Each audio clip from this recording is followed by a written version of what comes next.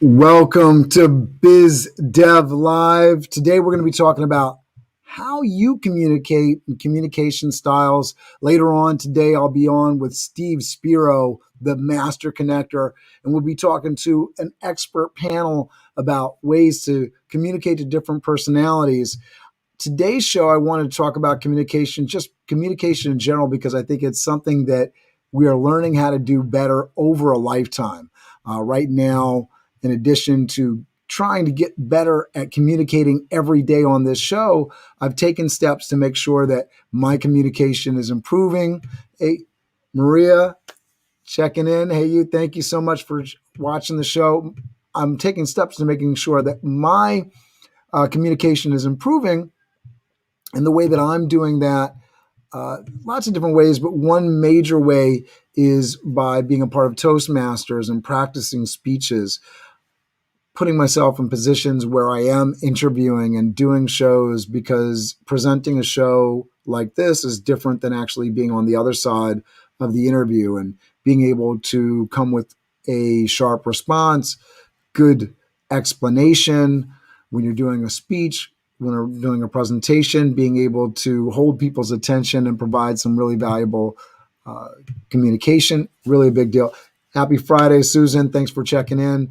Please let me know how you communicate in the comments. Really interested in knowing your preferred methods. I'll be talking about, whether it's texting, whether it's email, whether it's the tone when you're actually speaking with somebody. What are you emphasizing? I'm going to get into a little bit of everything today, but this will be a lot more fun if I have your input. How do you communicate? How do you enjoy people communicating with you? What are your communication struggles and challenges? I'd love some questions. I do a lot of communicating as the CEO of Toth Event Staffing, working with 130 people before the pandemic on a roster, now building that back up, rebuilding now, communicating with clients. Sometimes I fail. Sometimes I do a great job. Are you writing down notes when you're on a phone with somebody so you can do great follow-up? Lots of different pieces to communication.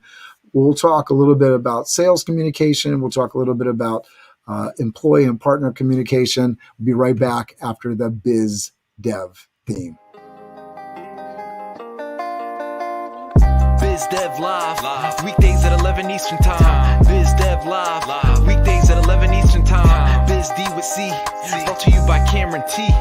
Biz D with C, brought to you by Cameron T. This is business development, not even selling it. This is intelligent. If you watch it, I promise you benefit. Leadership and motivation, empathy and inspiration. Leadership and motivation, empathy and inspiration. Biz Dev Live, weekdays at 11 Eastern Time. Biz Dev Live, weekdays at 11 Eastern Time. Biz D with C, brought to you by Cameron T. Biz D with C, brought to you by Cameron T.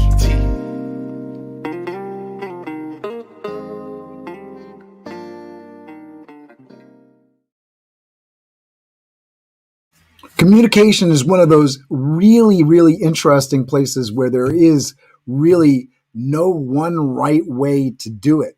Whether it's humor, whether it's being serious, facetious, I'm sure I'm pronouncing that word wrong, but so many different layers and ways. And people, what Susan can get away with in terms of her communication, Maria might not be able to get in way with her communication, where you're coming from, code switching, all the different pieces.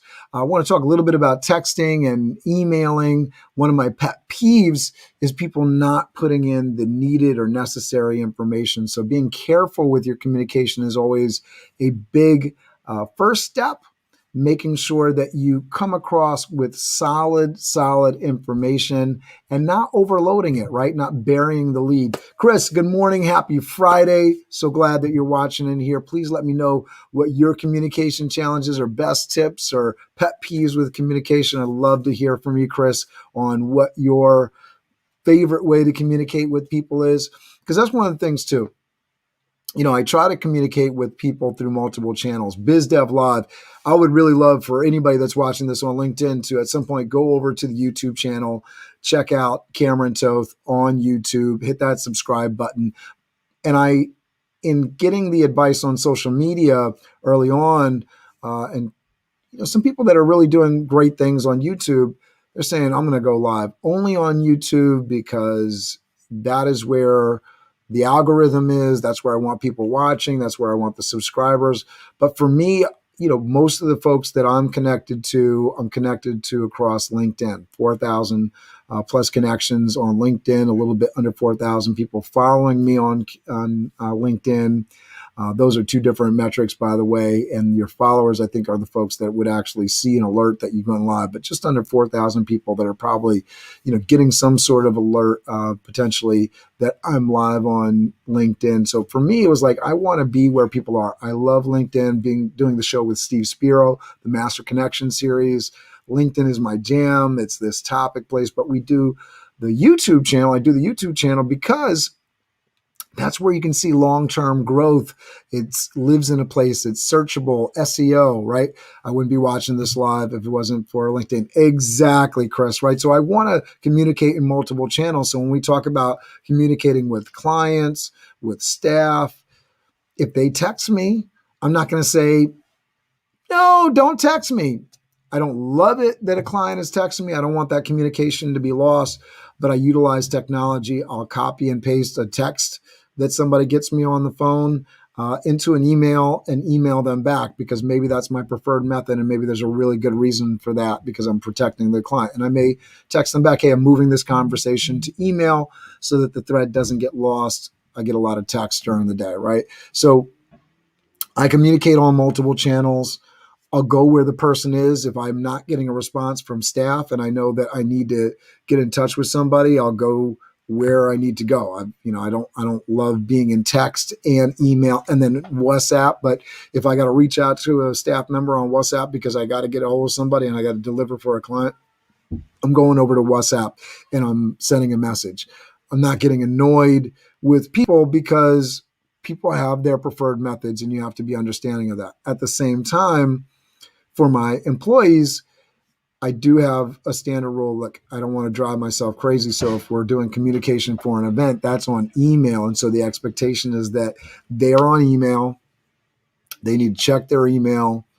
I will let people know that they got an email on another channel, but they got to go to that email just because the length of contact, the notes are there. Maybe there's an attached file for a menu or something like that for my staff, but that is the place that I go. So there's different rules for different people. And I imagine that that's true for you all as well. So do you communicate with different people differently? Are you more forgiving of some people because of the way they communicate? Chris says, for business purposes, I almost always need to be in an email at some point for record keeping. Yeah, absolutely. When it comes to clients, I adapt to their preferred method, Maria. Yeah, they're the client, right? We want to make them happy. And so I will do, to a certain extent, I will work with them. But like Chris saying, for certain things, I need to have that record. I need to have that proof. I need the format to be that specific way. So I communicate on multiple channels, but I'll also drive people to my preferred methods. So for my clients, I want it to be in an email because I don't want to get it at 10 o'clock at night and then I'd be expected to remember it at 9 a.m. in the morning without writing it down. And as I get into the day, I may have gotten several texts from that time. So I'm like, hey, let's move this conversation to email. Email is my main source for my business, and it seems to be the most convenient for my connections, says Susan Null. Yeah. I think a lot of people are going to prefer email, especially for business. But I think it's really important to understand, too, like LinkedIn and Facebook. Like, I've done business over LinkedIn and Facebook, and I've done connections. And the nice thing about LinkedIn versus email is the ability to go back into that thread for that particular person and see a relationship. So for certain things, maybe that aren't transactional related, I'll prefer to have that conversation in a LinkedIn message, right? Because that way I can easily go back, and when I'm interacting with that person, I use LinkedIn as my basically my customer management software when I'm talking to certain customers, especially on the Biz Dev Live, the consulting area, because that way I can keep track of who they are, what they're doing, are they posting, right? Are they in this space? And then what was our relationship? Where did I meet them? Because I'll write that in the notes of that first message. So LinkedIn messages have its purpose as well, right? So communicating where people are at and then utilizing the technology to your advantage. Where are you comfortable? Where do you want the information? I love writing down notes, but if I don't transcribe my notes to my Google contacts so that I can find it the next time I'm talking to a person, that's a problem. And I know people have digital solutions, but I like writing down my notes. So just like, certain people don't want to pick up the phone, they would rather have a text or email conversation. For me, I'd rather write down my notes on paper and then transcribe them, even though technically I'd be saving time if I type them directly into my Google contacts. So you got to find the method that's for you. I really appreciate you guys sending your comments. Susan, Maria, thank you. Chris, thank you for adding your input in here today. What are your best practices? For me, best practices are when I communicate to try to communicate really clearly. I'm always apologetic if I mess something up, write the wrong day of the week with the date, which I have done many, many, many, many times, writing Saturday instead of Sunday or Sunday instead of Saturday with the date or, for any given thing. So just making sure that you're super clear and really owning up to any miscommunication on your end really quickly. I had that happen with a client this week. She had booked staff on a date and I was like, we're sold out. And I quickly realized that we actually had spoken. She had confirmed her date. And so I owned up to it, said, I apologize. And of course, we're taking care of it and moved heaven and earth, make sure that she has her staff for her event. So I think that is big too, because people are more likely and more inclined to give you the benefit of the doubt when you are really transparent and you own what you say and what you do. Hopefully that's your experience as well. In terms of emails, another best practice for communication is not to do a long email. If you're emailing me for my particular personality and for me, do not ask me 3 or 4 or 5 questions in one email. Pick up the phone. I'm very comfortable with having that phone conversation and doing the work that's necessary. But doing long paragraphs with questions, I don't know about you guys, but I absolutely hate getting a long, detailed email that has a train of thought piece in it where I can hardly understand it. Keep it clear, concise, short, and to the point. Chris Januski says, sometimes in email text, it's easy to assume the tone. For those reasons, I prefer actually talking to them. Yeah, I think tone in email and in text can be very much understood. So that's why I really appreciate an email keeping things really short and to the point. Start with your please. Start with your thank you, right? Or end with your thank you. Make sure you're being kind so that whatever you're talking about, whatever you're doing, cannot be misconstrued. And any kind of criticism, right? Positive, constructive, negative, probably not given best over email unless you need to do something of a write-up nature. Maria says, something I learned early on in my career is that less is more, especially when it comes to business writing. If you can say it in a couple sentences, do it. If someone has to scroll down, you've lost them. Yeah, it might be better picking up the phone call, having that conversation. It might be shorter for you than actually writing the email and spending the time trying to structure everything and make sure the tone is coming off. And it's probably going to be shorter for the person that would have had to read through all this gobbledygook. You can ask the questions that you need. Those emails where it's like either or, and do you want this or that? Man, let's just talk on the phone. Let me get you the menu the way that you want it the first time. Whatever options you need, we're going to save a lot of time there. And that avoids the miscommunication, right? Which is the thing that we don't want. Whether you're doing a speech, whether you're doing a business call, whether you're doing an interview, no matter what, you want to make sure that you're clear, concise, and to the point. Now, something that is very challenging is humor, right? Who is sent a text or an email trying to be funny, and maybe it wasn't so much for the person that was getting that text. You might have been the person on the receiving end of something that was supposed to be funny. Humor is one of those areas, man, if you can make it work for you, if people like what you're doing, that's great. Doing it in written form, written communication, email, text, it's very, very challenging. I'd love to hear if anybody's had luck with being funny over email or text. My typical advice, especially in the business environment, please don't try to be funny, because it may be funny in your own head, but it may cause miscommunication, hurt feelings. It's probably not going to come across right. If I'm telling a joke, if I'm saying, three guys came into a bar over a phone call or over a communication like this, there's a chance it's going to be funny, but over email, it's really, really, really tough. And definitely avoid cliche phrases. Maria's saying, and definitely avoid cliche phrases like, I hope this finds you well, per my last email. Yeah, avoid the template or the block language, things that just don't come off sounding authentic, right? I think that's really the big deal. Certainly, hello, sincerely, please, those are just niceties. Those are fine. But the block kind of stuff like, per my last email, you might as well be saying, like I told you before, right? I hope this finds you well. Do I even care, right? I think you got to be careful with some of that language. Definitely. Thank you for that, Maria. I think anything that comes across as like something that if you were saying in person would be like chit chat or unnecessary.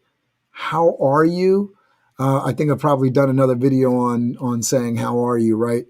If you don't care for the answer, if you're not really looking for the answer, why ask the question? I've had people reach out to me on LinkedIn that are like, how's everything going? And for me, that's a really uncomfortable question. If I don't know you, we don't have a relationship. I don't get those kind of questions from the people I do get relationships. If I do get that question, it's over a phone call or something like that, not over LinkedIn. But now I don't even know you. I'm getting, how are you? It really comes off cringeworthy and uncomfortable, and I don't really know how to answer it. I don't feel like answering it in a polite way. Christian Newski says, those comments come off as passive aggressive. Absolutely. Maria says, you have to find your voice and style to sound authentic via email. Absolutely. For me, when you say find your voice, I think one of the things that's just good business communication. There's lots of books out there, and especially, I know my wife comes from another country, speaks another language, Mexican descent. Written communication doesn't come easy for her. When you're challenged with language, make sure that you're just keeping it simple. Don't try to add the extras. It's the same advice I would say for somebody that is really comfortable with the language. If you're wanting to personalize the conversation, even if you're struggling with language, people are going to be more forgiving over the phone with the voicemail. And that brings us to an important point and something that you can do with LinkedIn. And now you can even do it using software like Loom and some other video bomb things, services like that. Hey, if you want to avoid the written communication altogether, but you still want to send an email, you can send a video email or an audio email. I personally find some of that annoying, especially I'm busy on the go. I may not be able to listen to the audio, but if you're struggling to write something down and it's not coming out right way, the way to bypass that is to send that audio or video message. It's going to be much better than messing up the written communication. Christian Rusick says, I'll read an email out loud to myself before sending it to make sure it sounds like me. I think that's a good bit of advice for most people, especially anything that's pressing, client related, anything that's going to affect your bottom line, making sure that you're reading it before it goes out. We would certainly recommend that our children read their homework before they turn it in. I think that's a minimum for us as we're typing. Typos are so easy. Who sent an email with the typo, right? I mean, I think it's something that is pervasive and happens to everybody, no matter how competent you are with the language. So just reading it really quickly, which goes back to keep it short and sweet, because an email that's short and sweet, very easy to reread. Make sure that you got all the information right, something that you've put an hour of work into and is paragraphs long, you're going to be less likely to want to go and engage with that content, read through it all, and do it. So keep it simple from the start. You'll get into a much better flow.